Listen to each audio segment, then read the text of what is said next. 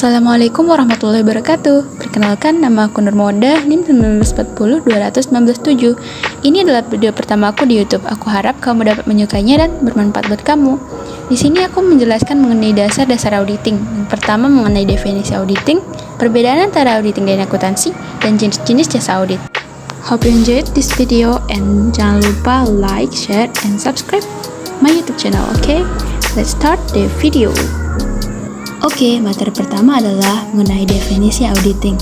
Definisi auditing menurut Arends ialah suatu proses yang ditempuh oleh seseorang yang kompeten dan independen agar dapat menghimpun dan mengevaluasi bukti mengenai suatu informasi yang terukur dari satu satuan entitas usaha untuk mempertimbangkan dan tingkat kesesuaian dari informasi yang terukur dan kriteria yang telah ditetapkan. Sedangkan menurut Asobak, auditing adalah proses yang sistematik untuk memperoleh dan mengevaluasi suatu bukti secara objektif mengenai pernyataan tentang kejadian dan tindakan ekonomi untuk dapat menentukan tingkat kesesuaian antara suatu pernyataan tersebut dengan kriteria yang ditetapkan dan untuk menyampaikan hasilnya kepada para pemakai yang berkepentingan. Sedangkan menurut William F. Mazur, audit adalah proses yang sistematik dengan tujuan mengevaluasi bukti mengenai tindakan dan kejadian ekonomi untuk memastikan tingkat kesesuaian antara penugasan dan kriteria yang telah ditetapkan. Kemudian, hasil dari penugasan tersebut dikomunikasikan kepada pihak pengguna yang berkepentingan. Dari ketiga definisi tersebut, ada beberapa hal yang perlu diperhatikan dalam auditing. Yang pertama yaitu proses yang sistematik, di mana merupakan rangkaian prosedur dan proses yang logis, terstruktur, dan terorganisasi. Yang kedua yaitu tingkat kesesuaian. Maksudnya di sini yaitu dinyatakan dalam bentuk kualitatif, yaitu kewajaran laporan keuangan, serta kuantitatif, yaitu persentase pencapaian target.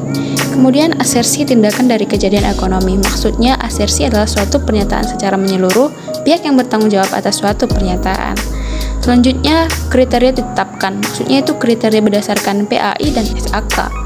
Selanjutnya evaluasi bukti objektif. Maksudnya di sini tuh penyampaian data apa adanya serta senyata-nyatanya, tidak biasa maupun tidak berpihak. Selanjutnya itu penyampaian hasil, di mana penyampaian berbentuk laporan tertulis antara asersi dan kriteria yang ditentukan.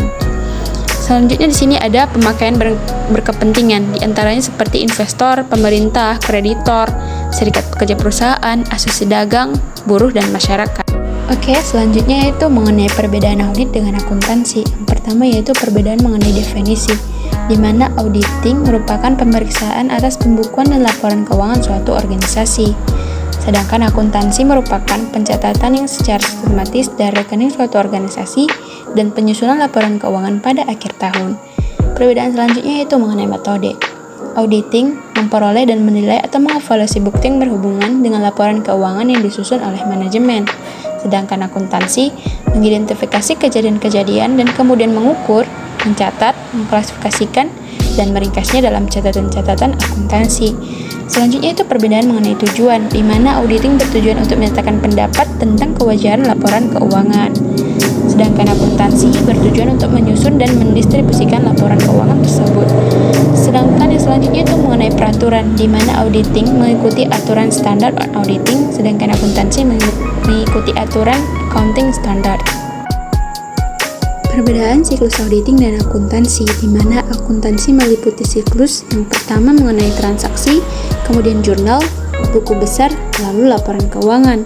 Sedangkan auditing memiliki siklus kebalikan dari akuntansi, di mana laporan keuangan terlebih dahulu, kemudian buku besar, dan akhirnya transaksi.